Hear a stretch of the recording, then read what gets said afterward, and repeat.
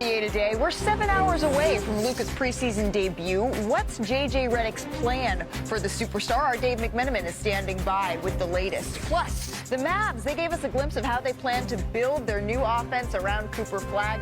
What is the plan and how will it work? Perk's here to tell us. And Wemby is doing things that only he can on the basketball court. We'll show you exactly what we mean.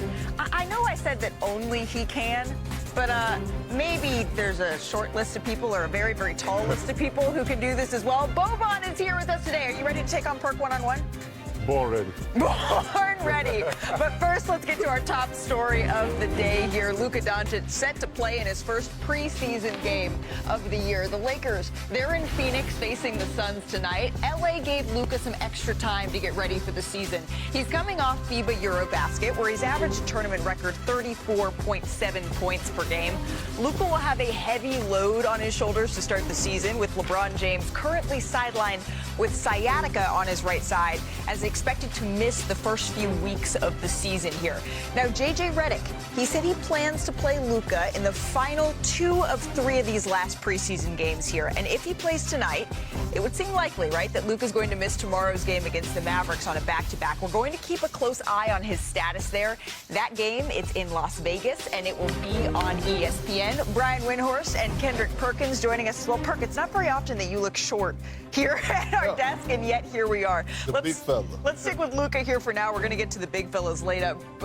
Brian, what are you looking for from Luka tonight? Well, you just mentioned how many points he averaged in Eurobasket. Yep. There's no reason to believe, especially with LeBron out, that Luka isn't getting off to a great offensive start to the season. And by the way, Austin Reeves has looked really good in the preseason so far. And when Austin Reeves played with Luka last year, a lot without LeBron, which happened a handful of times, he was very prolific. So I actually think the Lakers can survive this stretch. You have Luka and Austin Reeves leading the scoring. It would allow them to play 2 defenders in Jared Vanderbilt and Marcus Smart, who's also going to make his Laker debut tonight. You know, my grandpa always used to tell me, you know what I'm saying, well, put that in your pipe and smoke it, right? Well, the tobacco is there for Luka. Is he going to put it in his pipe? Is he going to smoke it? Why do I say that? It's because not only was LeBron monitoring the Lakers this offseason, Luka was doing the same, right, Wendy? You talked about how is he going to sign the contract extension.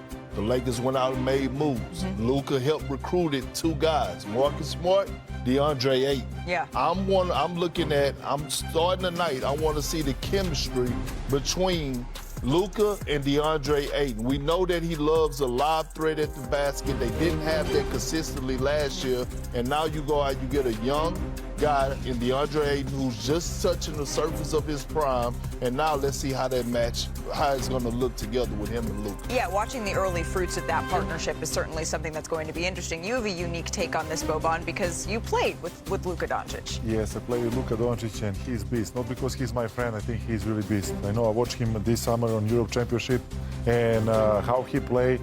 Okay, full respect to all Slovenian players, but without him, like, they will not be what they be, and they have a great game, and they almost win Europe Championship Germany.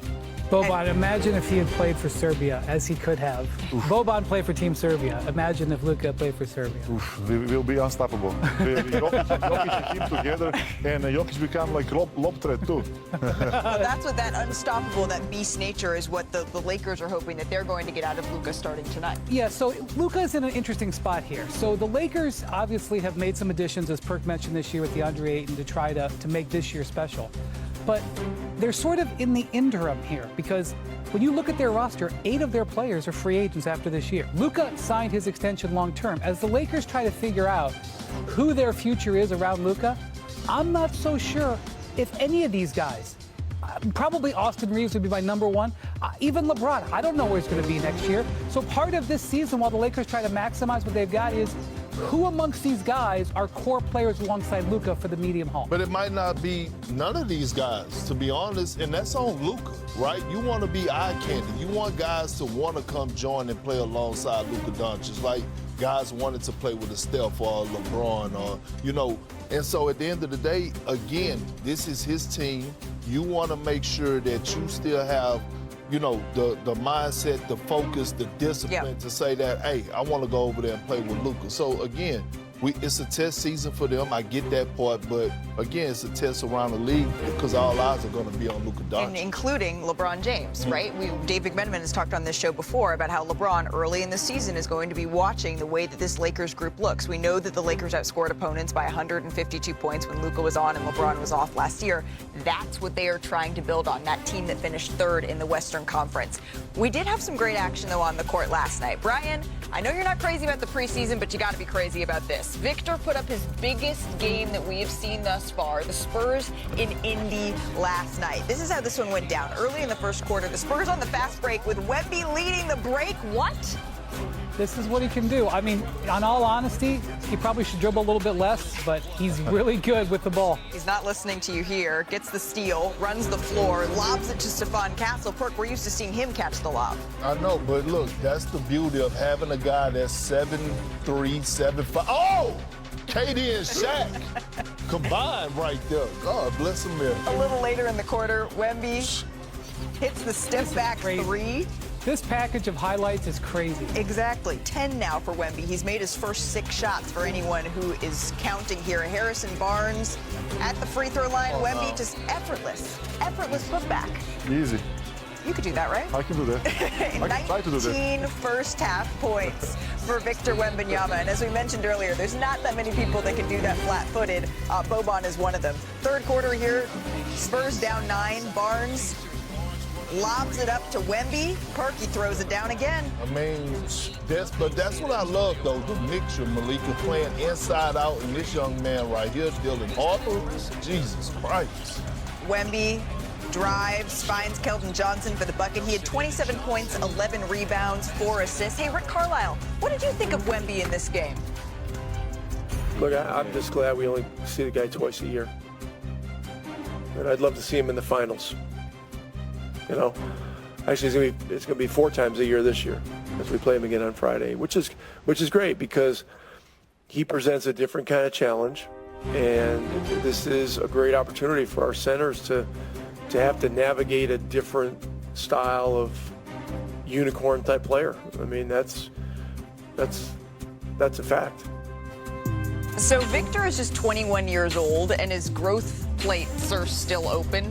When he was a rookie, he was listed at a tiny 7'3". A couple years later, he's now listed as 7'5". And we've seen all types of measurements on Victor's true height. But Boban, you've met him. You've stood next to him. How tall are you officially? I'm officially 7'4". You're officially 7'4". 7'4", maybe something a little bit. But and Wemby, were you looking down at him or looking up at him? I was like, look like this. And I was like, no way. I know because on the paper, I was taller. You saw 7'3".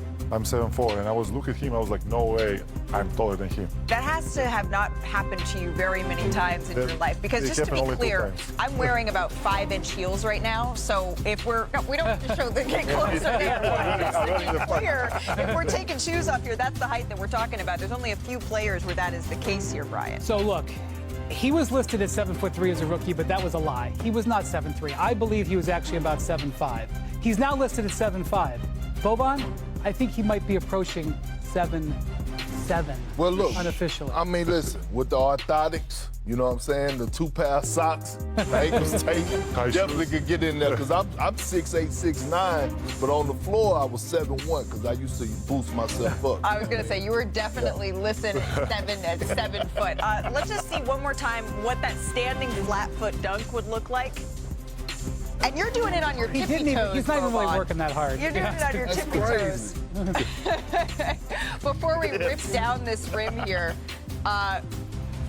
this is what we're referring to, how he's able to just flat-footed do that. That's what I do to my sons in the driveway. Lower the basket down, you know what I'm saying? Daddy ball. But Boban was doing something pretty similar. But seriously, real talk, Boban was just holding onto the rim on his tippy toes. It is there. Victor can do it flat-footed. Boban's 7'4". That's my point. My point is I think he's about 7'7". And this rim a little bit higher. No, okay. And so we just wanted to show you exactly how difficult that is. Hey, we got a lot to get to on this show. Coming up.